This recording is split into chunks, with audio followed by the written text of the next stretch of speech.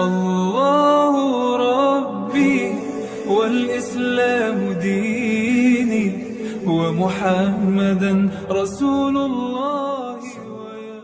Kenalkan nama saya Abdul Qadir, saya pemula di sini Pak, baru pertama ini.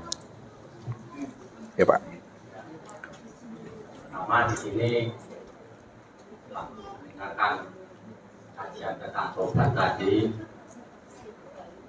Yang ingin saya tanyakan, setelah kita betul-betul tobat, masih adakah dan haruskah kita menjalankan sholat secara syariat dalam 5 waktu? Karena saya dengar di luar dari sana, kalau sudah menghadap Allah, katanya nggak sholat 5 waktu.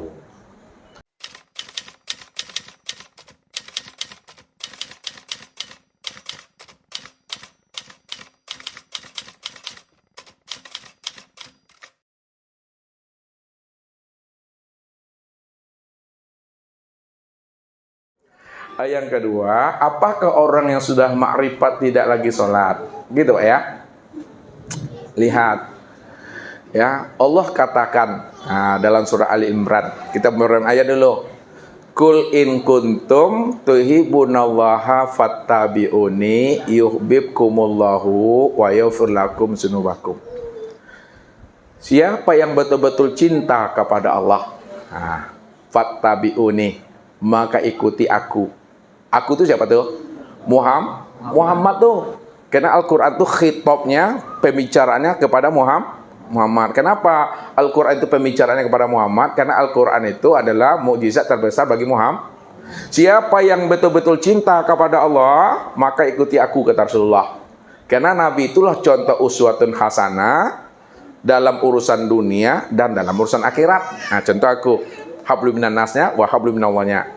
Siapa yang telah cinta kepada aku, dia mengikuti sunnahku, wa yaghfir lakum. Itu yuhibbukumullah.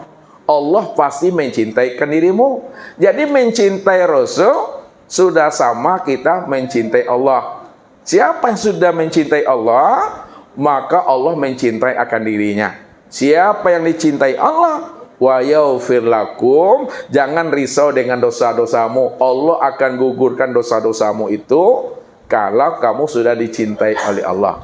Jadi bagaimana memahaminya orang yang makrifat itu? Contoh kesempurnaan makrifat itu kepada Rasulullah. Contoh makrifat itu kepada Rasulullah. Semakin sempurna makrifat seseorang, semakin sempurna syariatnya. Kurang sempurna makrifat seseorang, kurang sempurna syariatnya. Tidak bermakrifat seseorang, tak ada syariatnya. Jadi kunci makrifat itu letaknya di syariat. Contohnya kepada Rasulullah, karena Rasulullah lah yang mencontohkan bagaimana cara mengenal Allah, bagaimana cara beriman kepada Allah, bagaimana cara beribadah kepada Allah, dan bagaimana cara beradab dengan Allah tadi itu. Yang pertama. Yang kedua, orang yang sudah makrifat kepada Allah, Bapak Ibu, tetap wajib sholat. Namun, walaupun kita wajib sholat, namun jangan kita merasa diri kita yang sholat. Kalau kita merasa diri kita yang sholat, fawailul lil musallin, nerakawilah bagi orang yang sholat. Jadi maksudnya, orang makrifat tidak sholat itu mesti dipahami begini, Pak. Ya, ada orang makrifat tidak sholat lagi, kata Bapak.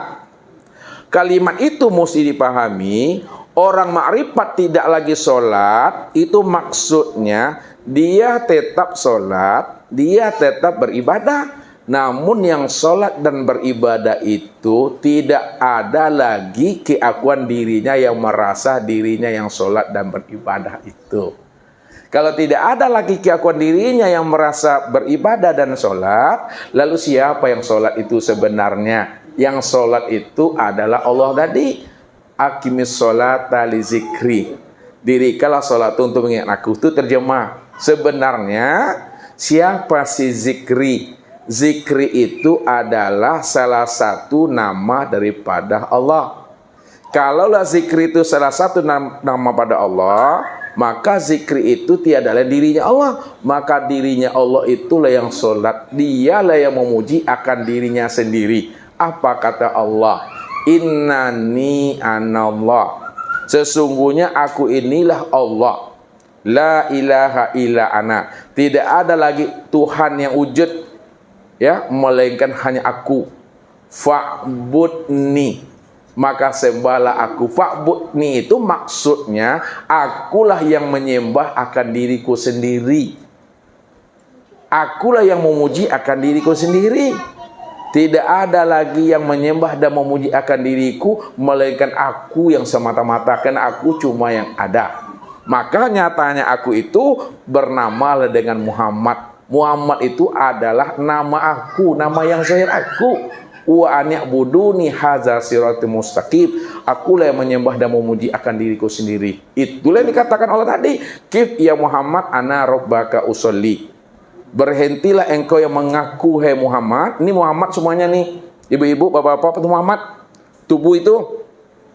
Akulah sebenarnya yang sholat tadi. Jadi Allah yang memuji, yang membesarkan, yang menyatakan akan diri sendiri, tidak ada lagi maknanya. Jadi maksud tidak sholat itu bukan dirinya tidak sholat, dia tetap sholat, tapi tidak ada lagi keakuan dirinya yang merasa dirinya sholat.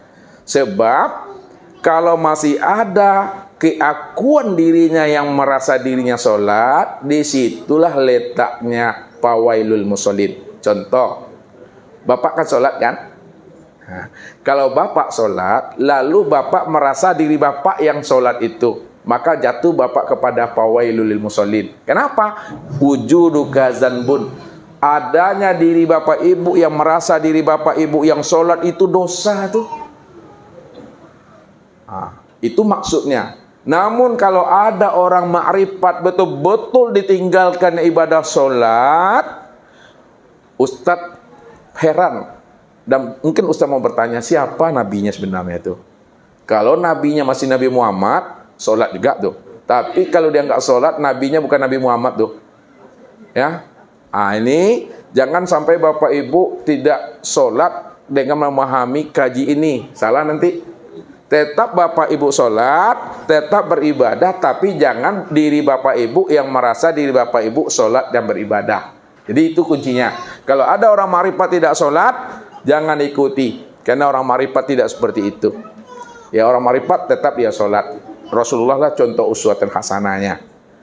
Allahu Rabbi wal Islamu dini wa Muhammadan Rasulullah.